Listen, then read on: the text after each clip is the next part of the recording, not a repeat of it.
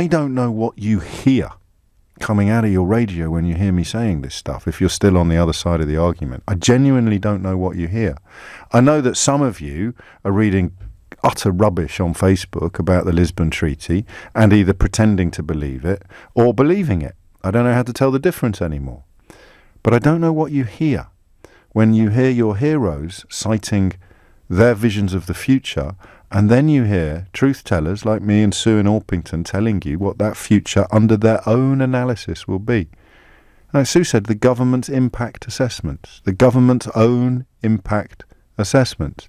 So you end up having to dig ever deeper into delusion and deceit. You end up having to pretend that Theresa May has somehow deliberately tried to sabotage everything. You end up pretending that the MPs could have somehow voted for the Brexit you wanted. They couldn't have done, as was proved, I think, beyond any reasonable doubt when Boris Johnson and Michael Gove walked into different lobbies on the withdrawal agreement vote.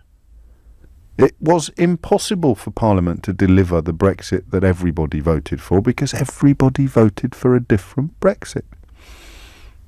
So when journalists and commentators and pundits and punters that I like and admire and respect tell me that we have to respect the vote, I say, which vote?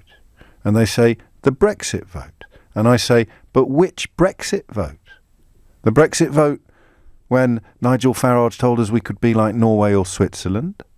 Or the Brexit vote when Lord Digby Jones told us that the German car industry would absolutely not countenance, and remember his words, I know I'm right, absolutely not countenance the tariffs that will be brought in the event of a blind Brexit. The Brexit vote that David Davis was predicting when he said that the morning after the referendum he'd be in Berlin, not Brussels, doing deals that would actually have been against the rules, the law of sorts. Which Brexit vote do I have to respect? And eventually you say, that one. And I say, which one? And you say, I don't have to say any more. It's that one. Why do we have to do Brexit? Because we voted for it. Why did we vote for it? Because we want it. Why did we want it? Because we voted for it. Why did we vote for it? Because we want it. Why did we want it? Because we voted for it.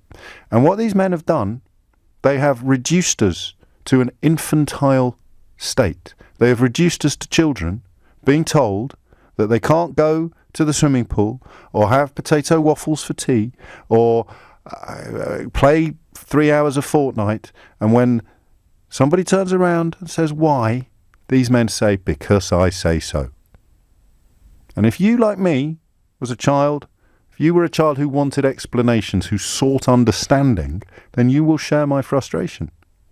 But if you are the kind of person who likes being told what to do by posh people without asking questions, if you are the kind of person that leans towards a little light forelock tugging and cap doffing, if you are the kind of person that thinks if somebody went to Eton then they must be more intelligent or more insightful than you, even if that person, like Boris Johnson, lied on Twitter yesterday about having cast a vote in a public ballot, 30 seconds it took him to realise that he couldn't possibly have voted in the local elections like he said he had, because there weren't any where he lives. And still you think that by dint of some ludicrous privilege, inherited wealth and inherited advantage, the likes of him and his cronies are more trustworthy than your own eyes and ears, your own instincts and your own intelligence. I can't help you anymore. I can't help you anymore. You can look at that Breaking Point poster, unveiled hours before a white supremacist terrorist reached his own breaking point and decided to kill an elected British parliamentarian. If you can look at the people responsible for that poster, and I mean the one that was unveiled during the referendum, not the ones from the Nazi era that inspired it. The pictures are clear to see. The imagery is identical. You can look at that and think, yeah, they're all right. They deserve my vote. No, again, I can't help you anymore. But I thought Jeremy Corbyn might have done. Because he, of course, has power. He has the leadership of Her Majesty's opposition. He has been sitting on the other side of the House of Commons, while Theresa May has been presiding over utterly avoidable disarray. And it's that word avoidable that has shifted for me today, thanks to Sue in Orpington. Because as each chapter of corruption and deceit and misunderstanding and mistake got written post-referendum, Theresa May closed her eyes and put her fingers in her ears and pretended that nothing had changed, when every single step of this was predictable, foreseeable, and inevitable. July 2016, on Twitter, I wrote, Nigel Farage will be back. Not as quickly as last time, but he needs to distance himself from the reality of Brexit before he can come back bleating about betrayal.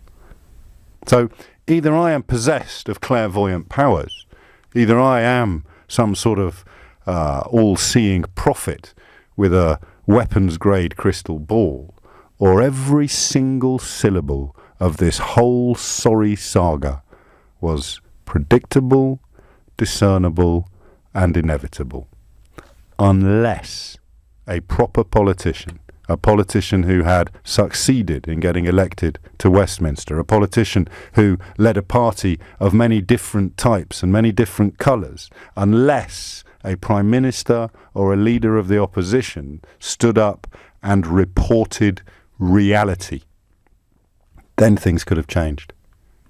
And Theresa May chose to put her fingers in her ears and to cover her eyes and to ignore Cambridge Analytica, to ignore Vote Leave's cheating, to ignore the Electoral Commission's findings, to ignore the mystery of where the 8 million quid for Leave EU came from, to ignore the fact that people's Facebook pages were full of lies on an unprecedented and still almost unbelievable scale. She chose to ignore all that.